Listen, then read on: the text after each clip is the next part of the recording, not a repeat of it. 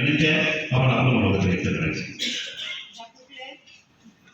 आदरणीय व्यासपीठ आणि समोर बसलेले सर्व, मी अर्चना वालचंद्र छाव, जनसेवा फाउंडेशन कला वाणिज्य विज्ञान महाविद्यालय शेंडी बंधारगडा इथून मी या अधिवेशनासाठी आलेली आहे.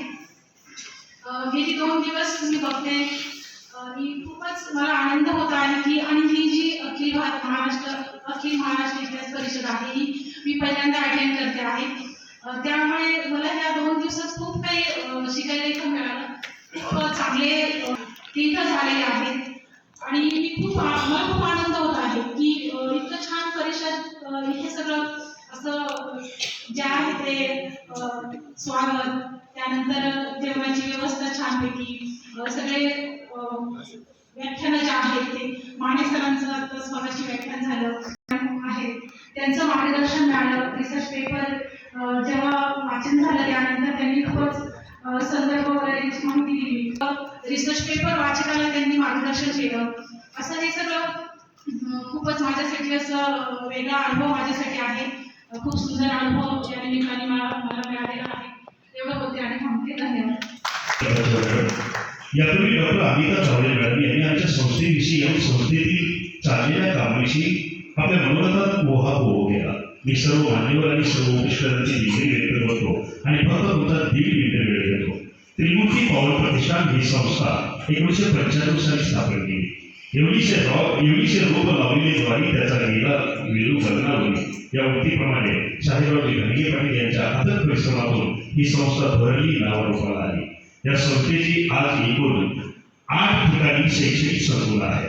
विदर्भात धामणगाव रेल्वे येथे सुद्धा शैक्षणिक संकुल आहे. अहमदनगर जिल्ह्यात तेलगाव, धुळगाव, शेवगाव, त्याचबरोबर श्रीरामपूर आणि आमची मुख्य राजधानीमध्ये आपण ज्या ठिकाणी आपण परिषदेत घेत आहोत ते नेवासापाडा, त्रिमूर्तीनगर, अशा भोगरगाव, अशा अनेक ठिकाणी आमची शैक्षणिक संकुल आहे.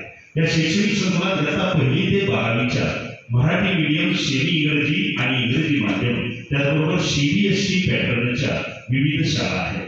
या शाळेमध्ये सैनिकी पद्धतीचं शिक्षण सर्वांना अनिवार्य आहे. अगदी सकाळी 5 वाजल्यापासून रात्री 10 वाजेपर्यंत मुलांना व्यस्त ठेवण्याचं काम या ठिकाणी केलं जातं.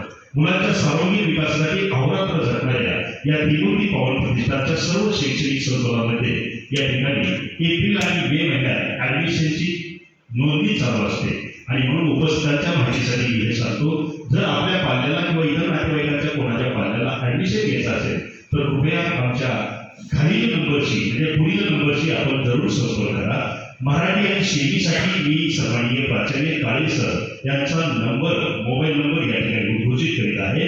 93 25 26 27 81 हा नंबर मराठी आणि सेमी विभागाच्या ऍडमिशनसाठी आहे. तदनंतर या ठिकाणी इंग्रजी माध्यमासाठी कर्डिले सर, प्राचार्य कर्डिले सर यांचा मोबाईल नंबर आहे 98 81 31 42 10, 98 81 31 42 10.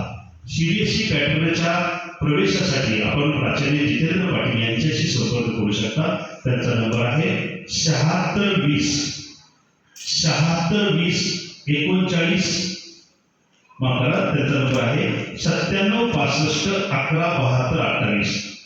सम्राट देशमुख सर यांचा नंबर आहे इंग्रजी माध्यमासाठी देशमुख सर 97 65 11 72 28 आणि CBSE पॅटर्नसाठी प्राचार्य पाटील सर यांचा नंबर 76 20 39 73 72.